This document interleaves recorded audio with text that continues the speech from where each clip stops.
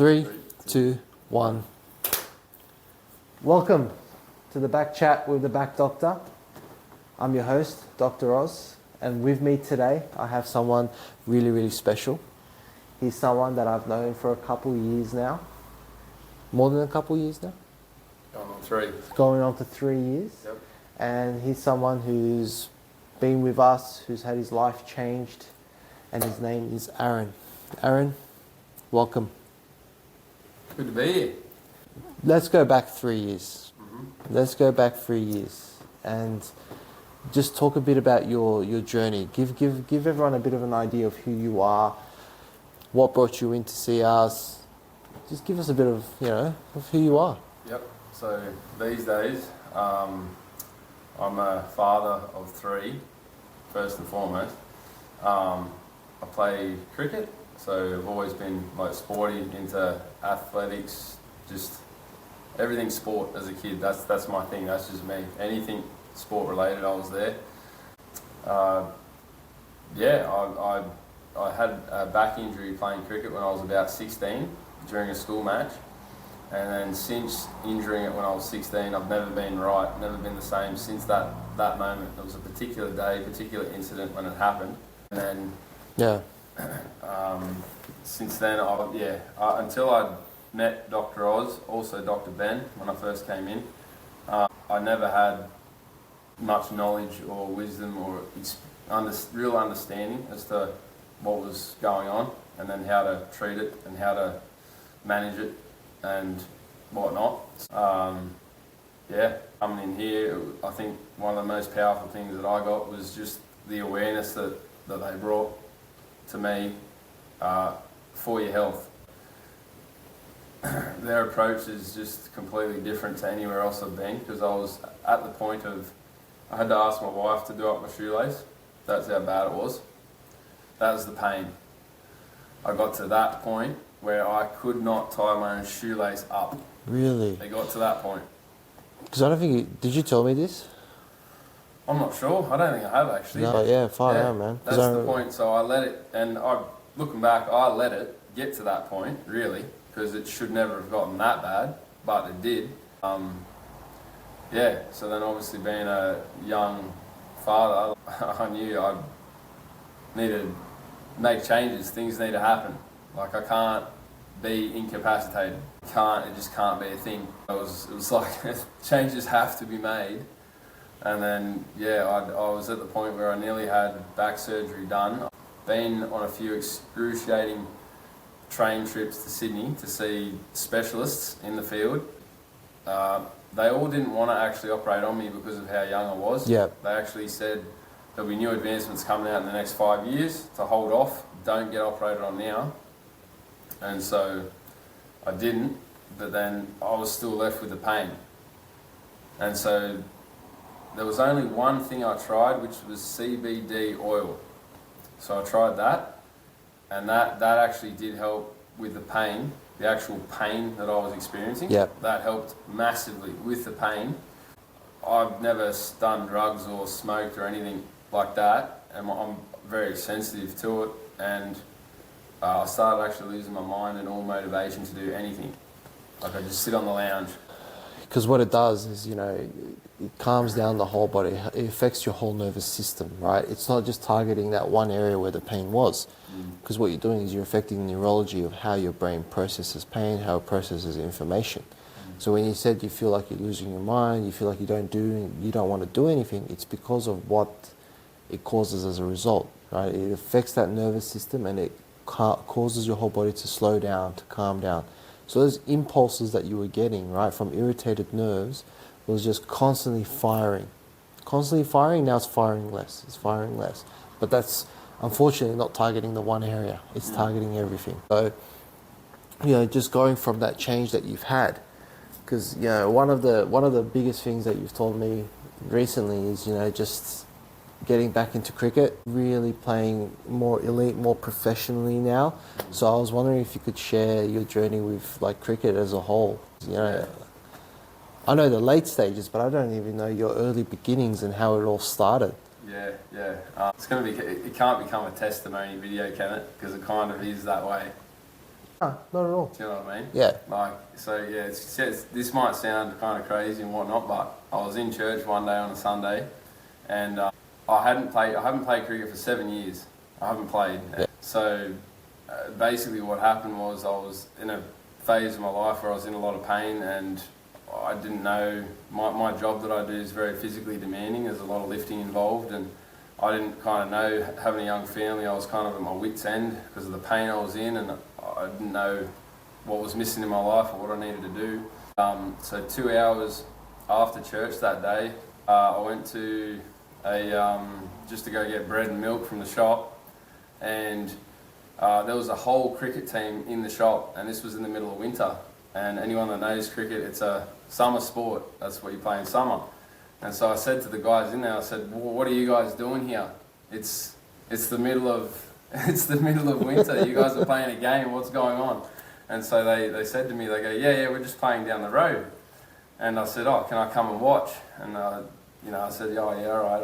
They said, "Yeah, come down." And so anyway, I went on down to watch the game, and I was just dressed in my casual gear. And when I got there, they called me over and they said, "Do you want to play?" And keep in mind, like, I'm Aussie guy, and these guys are all sort of Indians and Bangladeshi guys, so there's, obviously the cultural difference there. And they welcomed me in and they just said, "Do you want to play?" Like there and then, I wasn't dressed to play, and I said, "Oh," it so happened that day I had a lot of time on my side for some reason, it was a Sunday, and I said, "Yeah, all right, I'll play." And they said, "Do you want to go in and have a hit? Do you want to bat?"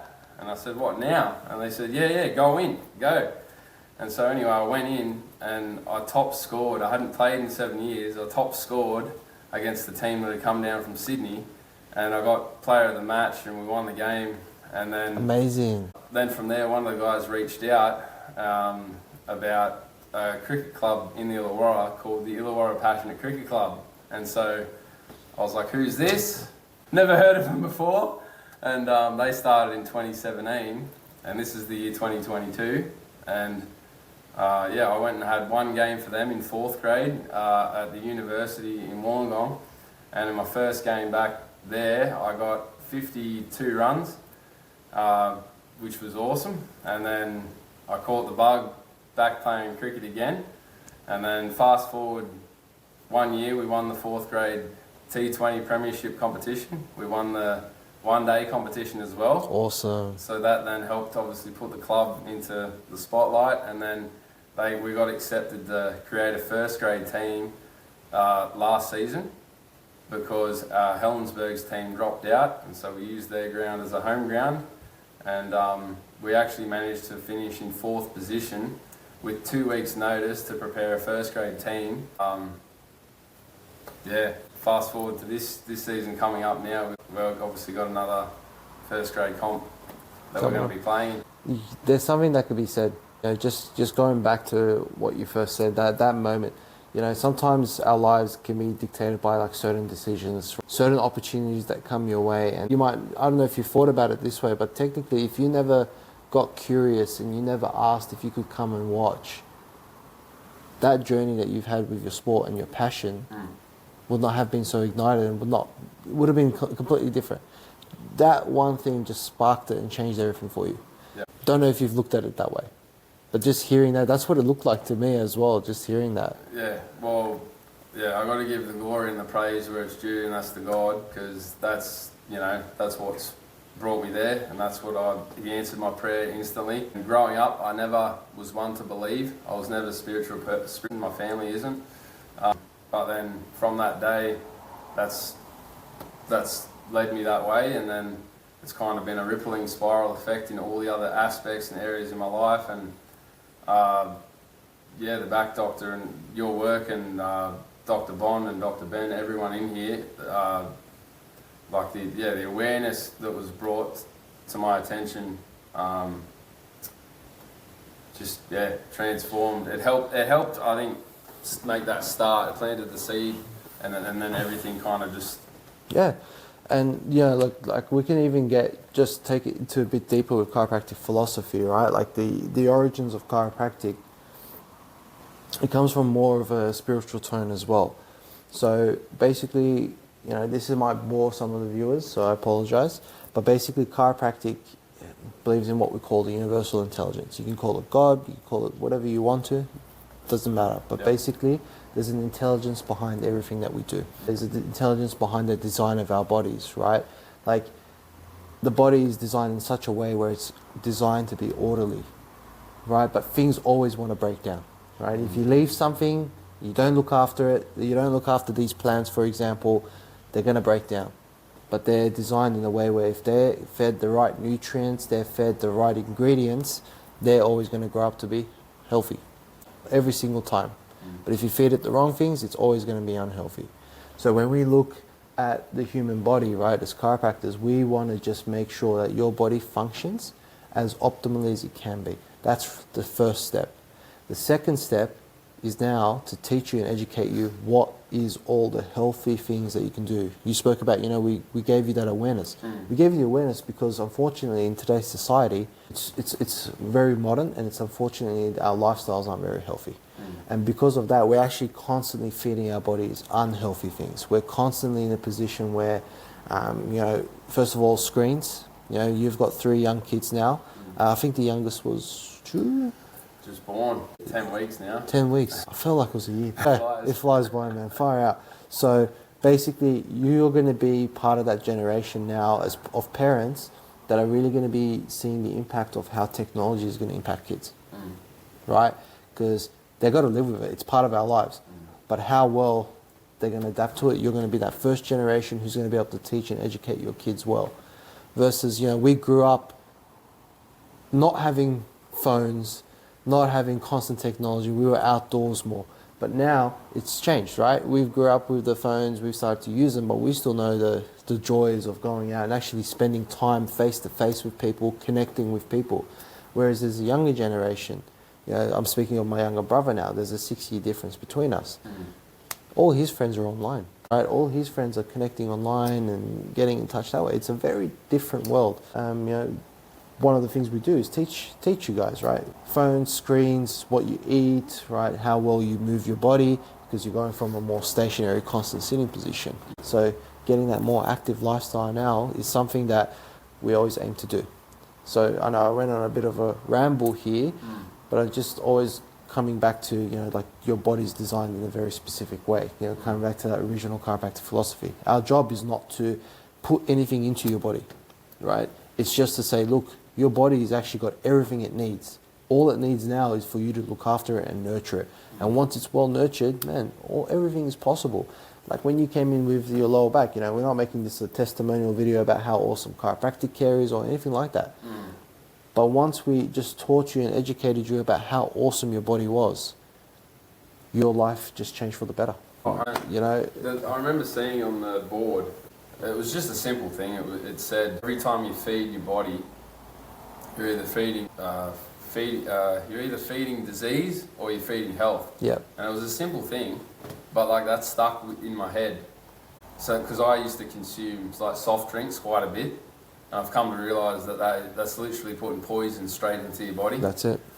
So now on the opposite spectrum to that, I now consume electrolytes, which I found out recently actually that you can consume too much. You can actually overhydrate your body, and then that can have the same kinds of effects. Just a simple thing like that led to then thinking, I'm no longer going to drink soft drink. So then I'll just cut that out, and then that leads to then you think about food, and my whole diet then changed, and then when I cleaned up my diet, then that spiraled into sleep, and then I started to concentrate on my sleep, and then that started to get better. Yep. And then I get having sleep routines, and then it just one thing kind of leads to the other. I start feeling better and better and stronger and fitter, and like my mind can work better, and just it's like, and then you get to a point where I'm at now where it's like you actually feel like you're living on a different planet, because that's how different you feel. You just feel that good that it's very powerful. You can't really understand it, I don't think, until you actually start to make changes and just to gain a bit of traction and momentum. It's been nuts so far. So happy to be getting stronger and fitter and healthier, and Yeah, feels good. And yeah, I think a good way to start like wrapping up today as well is, you know, you've got the ability, you've got the wisdom, you've got the knowledge, you've got the experience, right? You know, not just here in terms of, you know, the back doctor and chiropractic, but you got years of knowledge of your life. So if there are certain things that you'd like to share with anyone who's listening to this video, what would those be? I think you got to really just look at yourself and take accountability and like full responsibility for yourself, because you can try and help other people, and that's good, but like in order to be able to help a lot of other people as well, you have to be taking care of yourself. And so I think you need to first and foremost just focus on yourself. And it might sound selfish or come across that way, but I think you got to really sort your own things out first and just face them head on, and just it's probably going to be painful. Like I had many days where I've cried tears, I've been really upset, but I think you just got to kind of accept what was. And you know, if you're in a position where you want things to change, well, essentially it's a pretty easy equation. You just got to realise that if you want things to change, you're going to have to change the things you're doing, because the things you're doing, if they're not changing, you're not going to get anywhere to make the change happen. Like I just think it's little things, like, you know, even going to the gym.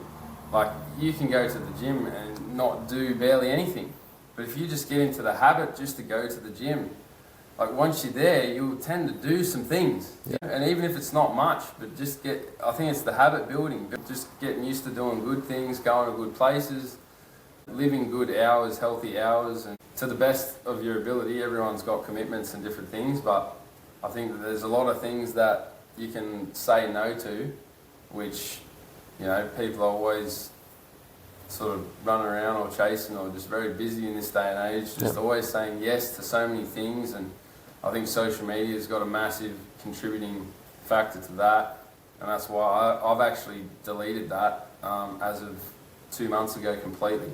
I've actually removed it, and I've never been at more peace, never been happier. Life is good. Life keeps going on, man. Yeah. It doesn't stop, right? You do these socials, it's all good. You can still get about your day and do everything you want to do. It doesn't interfere, right? It's just this whole nother new perspective of life that they've added in there to continuously stress you. And something you said earlier, which I just want to touch on before we start wrapping up, was you got to, like you said, you got to look after yourself. And you know how you use the word selfish? It's not technically selfish. It might feel that way. But I can guarantee you, because you're a father now, if your health declined, how would you want to be appearing to your partner?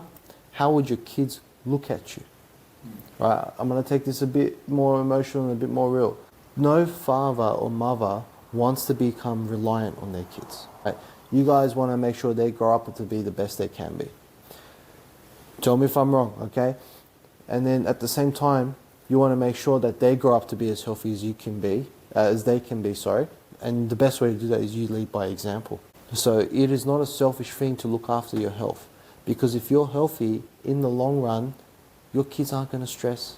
You know, if you've heard me talk about my mother's story, she stresses me, unfortunately. And it's why I do and put so much passion in, because I don't want no one else to have to go through that. And you're going to be in 20 years and 30 years in time, who you're going to be a lot healthier and stronger, and your kids are going to be like, how the hell are you doing that, Dad? You know what I mean? That's the goal, yeah. Exactly. And that's the path you put yourself on. And that's freaking amazing, man. One thing I just want to add too is that I think it's really actually the single most important thing you could do to put yourself in a position to take care of yourself, and that's to cut off all the people around you that aren't helping you get to where you want to go. Because I had a lot of people within my life that I had to set boundaries. So like there's certain people, maybe family members, like you still need to maybe communicate with them, or you live under the roof or whatever. But I think you've got to set healthy boundaries with certain people for yourself, so that then you've actually got the room to be able to spend that time to look after yourself. 100%, man. And that for me, that actually has been massive. That's been huge. Words of wisdom right there. I love Yeah. that, Aaron. Alrighty, I wanted to thank you for coming on. It was great having you. Yeah. We'll see you guys later.